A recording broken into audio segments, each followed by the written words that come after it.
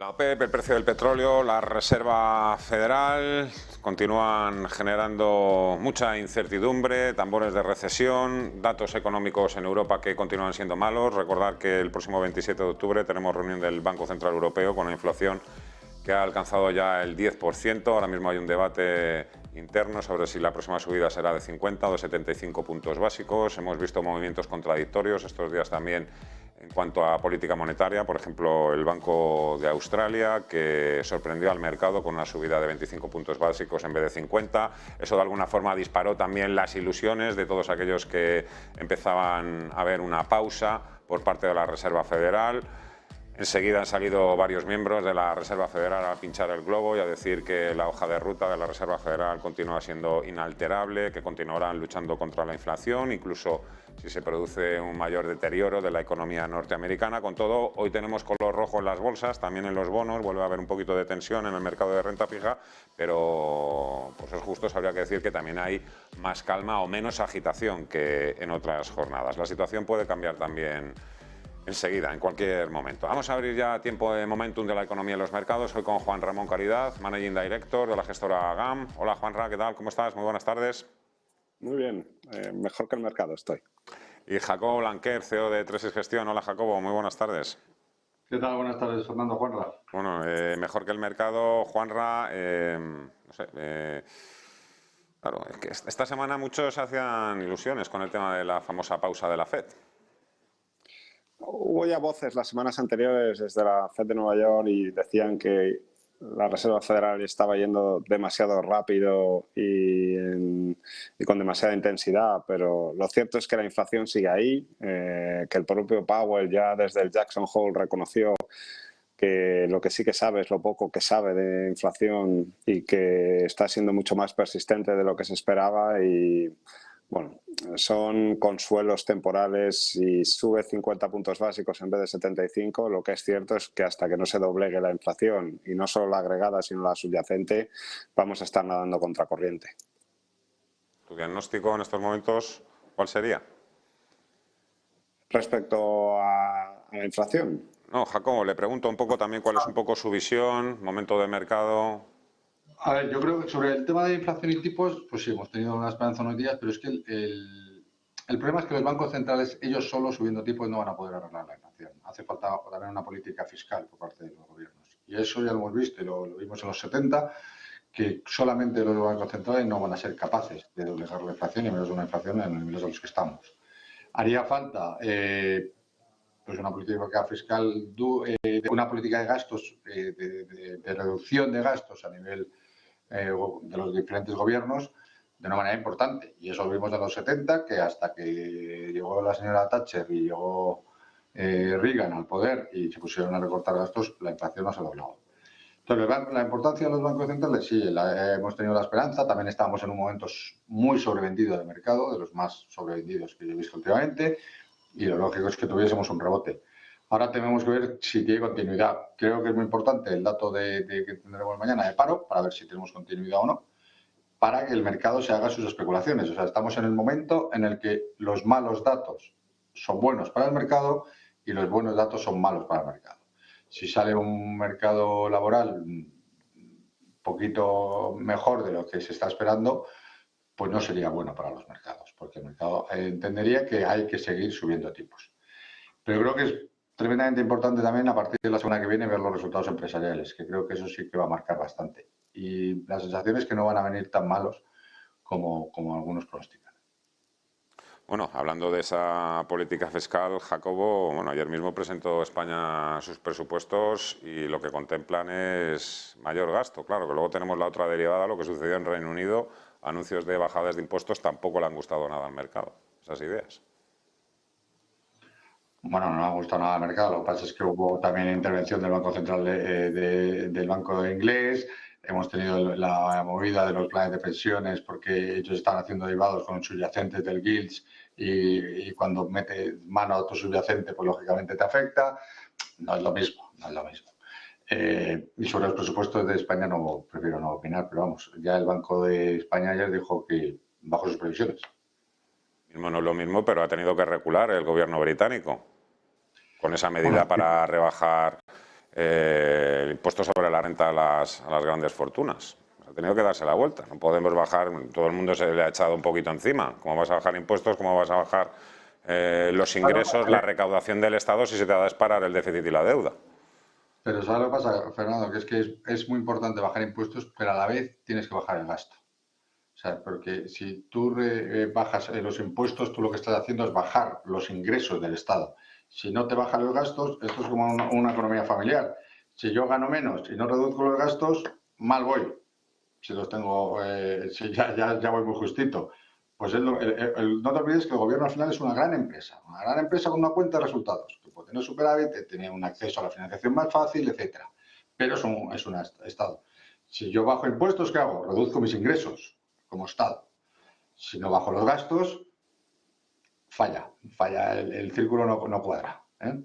Desde luego, eso lo tenemos, yo creo que cualquiera lo Yo creo que va más porque lo ha tenido que regular, porque si no reduce gastos, pues claro, el déficit se le dispara. Acabas de tocar también un tema, Jacobo, y Juanra, el tema de qué es lo que ha sucedido realmente con los planes de pensiones privados en Reino Unido, esa falta de liquidez. Os pregunto también si cabe la posibilidad de que ese problema salte también a otros países europeos. ¿Qué es realmente lo que ha sucedido por ese lado, Juanra? Es un misterio el llegar hasta las últimas consecuencias, pero lo que se extrae de todo lo que se está hablando y ese tipo de problemas ocurren cuando uno está apalancado, cuando uno pide prestado dinero, se puede hacer de distintas formas o a través de distintos productos. Imaginemos que uno pide prestado dinero al 1 y compra bonos al 3, pues si te apalancas 4 veces consigues un 8%, que si tu política de inversión es generar esos retornos de una manera estable en el tiempo, pues uno puede tener la sensación de que lo tiene todo hecho. Si además asumes riesgo en activos que todos están cayendo a la vez y correlacionan, pues no consigues esa diversificación y en el momento en que te empieza a subir el coste de ese apalancamiento y encima empiezas a perder porque por duración las posiciones que tienes largas te empiezan a drenar valor, pues llegan las margin calls, te exigen más capital y por lo tanto pues te ves en una situación donde o pones más capital o deshaces a más velocidad y por lo tanto generas una tendencia a un movimiento que todavía provoca más pérdidas y por lo tanto más margin calls. Si eso es exactamente lo que ha ocurrido en los fondos de pensiones, pues al final la transparencia que se tiene ahí es muy reducida, al menos no es una información muy pública, pero se extrae un poco ese mensaje. ¿Por qué tienen o por qué han tenido tanta presión y afectado tanto a los guilds? Porque probablemente parte de las compras de guilds que había estaban apalancadas de distintas formas, han tenido que reducir ese apalancamiento por la volatilidad y eso ha provocado que los guilds, los bonos ingleses, sufrieran todavía más. Ahora quiero escuchar a Jacobo, pero ¿es algo parecido también a lo que ha sucedido o está sucediendo con Credit Suisse y los CDS y otras entidades europeas? ¿Algo parecido? No tiene nada que ver, ¿no? Yo creo que no tiene nada que ver. Jacobo. No tiene nada que ver. Yo entiendo que Credit Suisse también ha elevado mucho su nivel de riesgo, está muy apalancado, pensaba que los tipos de interés nunca iban a subir. Está viendo que no puede hacer frente a algunos pagos y por eso se le están disparando, ¿no? Bueno, los credit default swaps. Pero en Credit Suisse luego ha habido una serie de inversiones que han salido muy mal y que ha provocado unas pérdidas muy fuertes al banco en su cuenta propia. Entonces, bueno, pues está con una situación financiera peor. Peor que también, en el fondo, era de esperar, porque cuando cambió la política dentro de los bancos suizos, los bancos suizos tenían un modelo de negocio un poco diferente al resto de los bancos, porque al final tenían el secreto bancario y eso les hacía tener unas comisiones por encima de la media. En cuanto el secreto bancario desapareció y su clientela que lo que quería y buscaba era eso, pues se empezó a difuminar, tenían que reestructurar, digamos, su cuenta de resultados, su P&L, porque iba a ser de una manera diferente. Asumieron unos riesgos más altos y algunos de ellos les ha salido mal.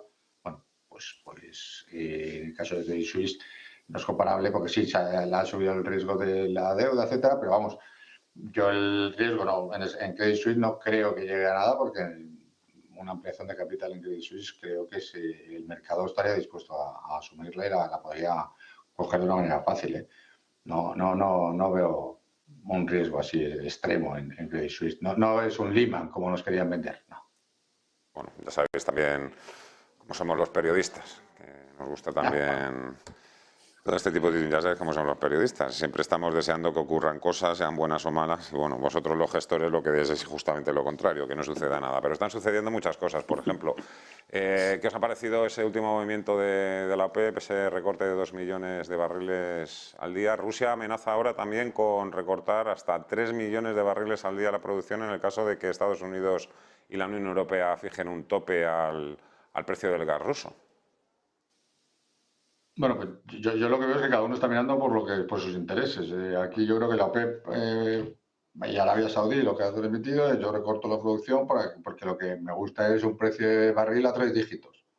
Vale, el precio del barril había caído desde los máximos que tuvo y está, pues ahora mismo lo tenemos en 80 y el Brent a 93 y el 87 West Texas. Bueno, y hoy está cayendo un poquito, a pesar de todo. Y lo que quieren es bajar la producción para ver si suben precios, pero mirando única y exclusivamente por ellos. El riesgo, lógicamente, es que con un menor crecimiento a nivel mundial haya menor demanda de petróleo y el precio del crudo caiga, pero vamos, que estamos hablando de un crudo a 93 en el caso del Brent. Esto es un juego o sea, un juego, esto es que cada uno está mirando a sus intereses. Y Estados Unidos también a los suyos, y Rusia, lógicamente, a los suyos. No es más. Juanra.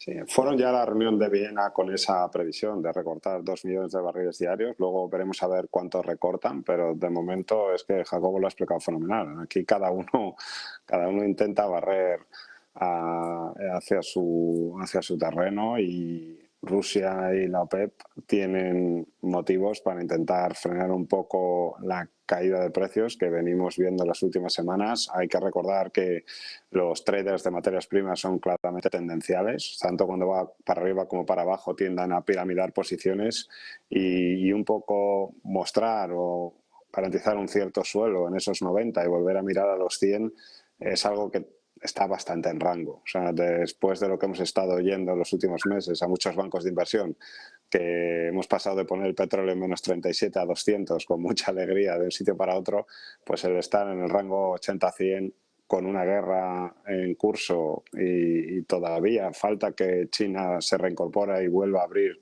o limite su política de COVID-0, pero bueno, yo creo que está en rango, es dentro de lo razonable, y lo que ha hecho Arabia Saudí y la OPEP es aprovechar un poco en un entorno donde estacionalmente ahora ya ha pasado el verano y les conviene al menos intentar maximizar un poco en el corto plazo, no sea que llegue una recesión, y entonces sí que van a tener un crudo más barato y durante más tiempo a lo mejor del que les gustaría. El gobierno chino empieza a levantar las restricciones, permite, entre otras cosas, a sus ciudadanos empezar a viajar nuevamente. No hay una fecha prevista, si no me equivoco, creo que va a ser ahora a finales de octubre o incluso se podría alargar hasta marzo esa decisión de continuar con el país cerrado. Por cierto, dentro de unos días empieza el Congreso del Partido Comunista Chino. Se espera, ¿no? Todo el mundo sabe que Xi Jinping va a ser reelegido para un tercer mandato, por tercera vez. ¿Qué repercusiones crees que puede tener todo esto, Juanra, a nivel mundial, para este nuevo orden económico mundial del que tanto se habla, sus alianzas o su sociedad con Rusia, un poco cómo va a mirar China al resto de Occidente? China siempre ha tenido como prioridad la estabilidad social y no va a cambiar nada. De vez en cuando lees algunos informes escritos ya más en clave local, ellos dicen que toman decisiones a largo plazo y que cada 50 100 años alguna vez se equivocan. O sea, no hay cambios bruscos de rumbo en ese sentido. Están controlando la inflación. Han entrado en una política de COVID-0 porque política y socialmente no se pueden permitir que haya muchos muertos cuando todavía tienen más de 100 millones de chinos de más de 60 años que no tienen vacuna y hay una población muy significativa, más del 60% de 60 años solo tienen una dosis.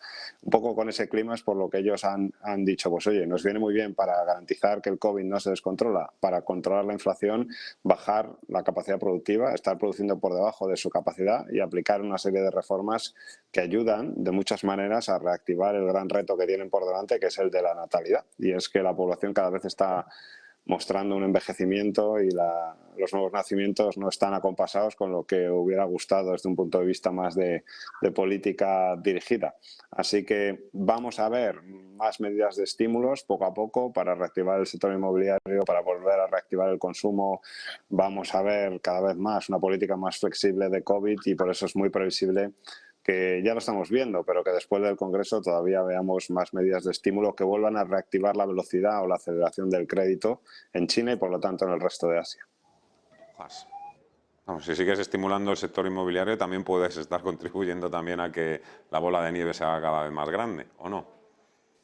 Es que yo no creo que haya tal bola de nieve, o al menos desde 2020 han venido restringiendo de una manera muy sistemática, primero poniendo medidas a las constructoras, luego haciendo stress test en los bancos, luego también, o sea, la población china sigue sin poder apalancarse de manera excesiva, ni para la primera vivienda ni por supuesto para la segunda vivienda.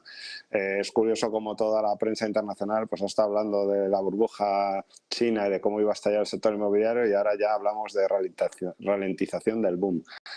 Hay 9.000 constructoras que quiebren algunas, pues en Occidente nos estamos acostumbrando a que nadie quiebra y todos son ayudas fiscales, pero los chinos de vez en cuando sí que les gusta recordar al personal que comete excesos, pues lo paga y lo paga con una quiebra, pero de ahí a un estallido, cuando tienes 1 trillón de reservas, cuando controlas de verdad la economía como pocos, porque no eres precisamente la democracia más liberal y flexible. O sea, yo no digo que no sea un problema, pero a muy corto plazo creo que el pesimismo ha superado la realidad de cara a tener una implosión en los próximos 3-5 años. Los mercados, último minuto, Jacobo, un poco cuáles son los últimos movimientos, lo que estáis mirando vosotros ahora mismo en vuestra casa, en Tresis, ¿qué estáis haciendo? Estamos más pendientes, como te he dicho antes, de ver un poco cuando empiecen los resultados empresariales, ver por dónde, cómo van los diferentes sectores, que tomando posiciones. Ahora hubo un momento en el que sí que vimos que todo el entorno macro era muy malo y que todo era horrible y que la situación era horrible, pero que era el momento, normalmente en esos momentos, cuando se invierte a un horizonte temporal medio largo, sueles acertar. Pero estamos todavía no hemos, queremos ver, necesitamos más datos. Es que está en el momento que tenemos el paro, tenemos los resultados empresariales. Decisiones de subir o bajar el porcentaje en renta variable o en renta fija, no. Sí que en renta fija estamos empezando a coger cosas.